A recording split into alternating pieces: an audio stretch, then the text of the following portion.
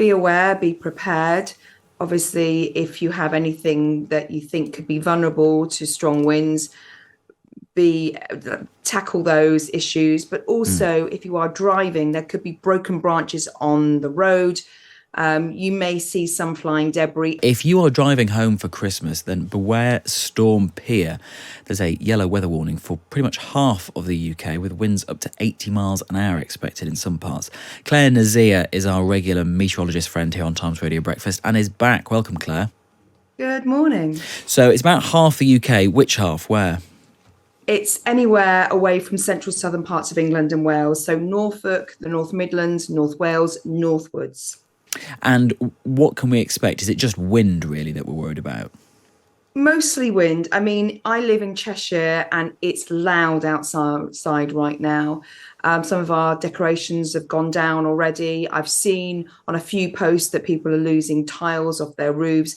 But the worst weather is towards the northeast of the country, where, as you said, gusts are going to reach and probably have already 80 miles an hour.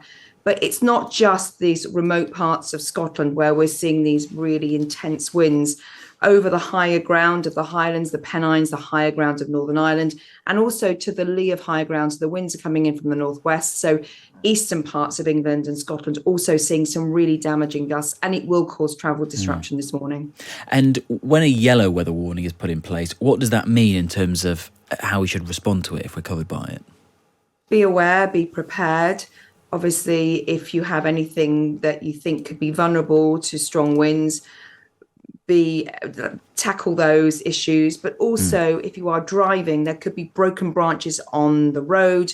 You may see some flying debris. It's that sort of simple stuff, which is quite logical, but needs to be reminded. And how long is this going to last for? Because, I mean, what is it? It's the 21st of December now. Some people might be driving on the 24th and 25th and 26th. I mean, will we still be in having these tricky conditions then, do you think? Well, this storm will clear. It's actually been named by the Danish Meteorological Institute, and that's where the highest impacts will be. We could see some coastal flooding today as well, I should mention. It's clearing off the scene. However, we remain under a real windy regime heading into Christmas. So more wind on its way, in a battle between the colder air across the far northeast and milder conditions elsewhere. Rain will return through tomorrow as well. And then we will see more rain in the north on Saturday. Come Christmas Eve into Christmas Day, it remains windy. However, more southern and central areas will see some drier weather. We could see a white Christmas across central and northern areas of Scotland with some snow showers. So a lot to play for yet, and into Christmas week and the new year, it remains very unsettled. Yes. So yes, not great really. And definitely not any snow on Christmas Day, I should imagine. Just very finally, Claire, you mentioned there that the Danes got to name this storm because they're most affected. Is that how that works? How's that decided?